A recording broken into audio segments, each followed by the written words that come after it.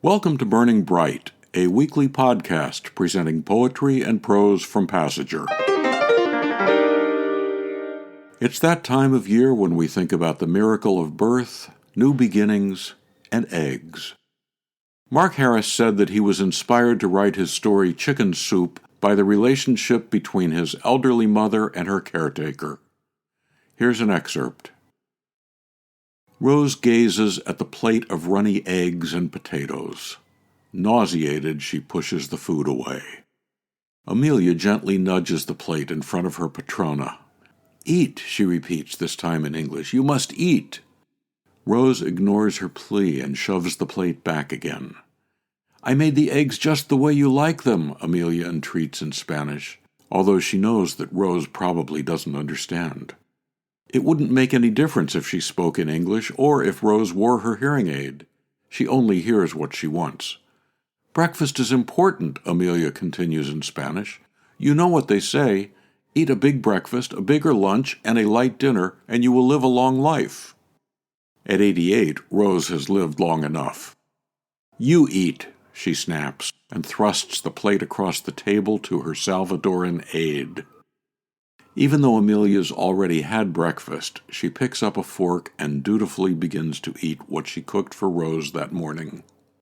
It's a sin to let food go to waste. She thinks of the many days there were only tortillas and salt in Chalatenango. Amelia watches her prickly, pursed-lipped employer with bald patches in her hair like the worn spots in her pink velour bathrobe, and wonders how someone who's lived so long and with so much money has turned out to be such a miserable vieja. Amelia has been attending to Rose 3 months now, 5 days a week, from 8 in the morning to 6 at night, and finds her as hard-shelled and sharp-clawed as an armadillo. Amelia clears the table, washes the frying pan, and puts the dishes in the washer. When she looks back at Rose, she sees the paper drooping in her hands and her head resting on her chest. With all the naps Rose takes during the day, it's not surprising that she can't sleep at night. Nights are hard for Amelia, too. Alone in the dark, it's hard to shut out memories of the past and fears for the future. Now she keeps them at bay by cleaning the stove and straightening the pantry. She clatters around the kitchen noisily enough to wake Rose. An excerpt from Mark Harris's story Chicken Soup, from Passager issue 70. Mark said, "Rose in the story was not my mother, and Amelia was not her caretaker, but one of the many women from El Salvador I came to know." Fran Markover grew up on a small poultry farm in the Catskill Mountains, so she knows of what she speaks.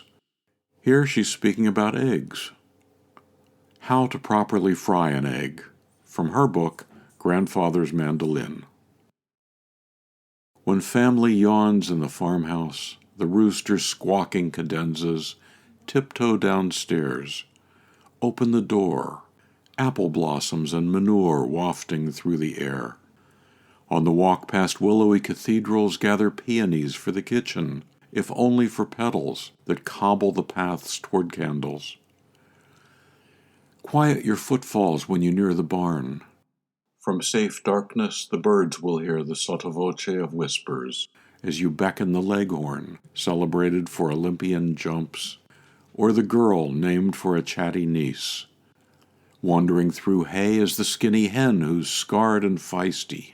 She's the one to follow with song, Sinatra, not Pavarotti, or something peppy, the Supremes. Stop in the name of love, of brief flight, of wings, of gifts received, eggs that speak without language. Ovals bedded in straw ungraded, candled from a lifted palm until dawn's headline, "Guns and Riot," is folded for another day until what's held reminds you of physics, oscillation, shine, free falls of the unexpected, how the ordinary can spark into Fabergés under quickening light. Place the chosen in the wire basket. They'll soon adorn the cast iron, settle into buttery chunks from the farmer up the road, the cow you've milked. Focus, breathe, tap each egg, conjure heartbeat, radiance, rebirth. Alchemy as it inflames, albumin, yolk becoming gold-crowned, white-ringed. Trust small bones in your wrist to twist the spatula. Trust what's easy and over. What's flawed, forgive. Lumps and tears, riverings from mistakes. Count to 10. Let the eggs stop quivering. Assure they'll have company from the orchestration of hash browns, toast, homemade cider. Coax the eggs onto bramble-pink wedgewood a great aunt bequeathed. Platters supporting the eggs with their fine old china bones. Fork in hand, offer grace for leafy garden greens, sun and rain, your farmer father, our birds who came to us unafraid, everyone young and alive. Fran Markover's poem, How to Fry an Egg.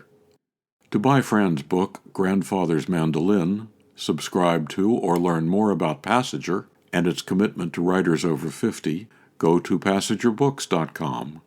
You can download Burning Bright from Spotify, Apple and Google Podcasts, Audible, and a host of other podcast apps. For Kendra, Mary, Christine, Roseanne, and the rest of the Passager staff, I'm John Shore.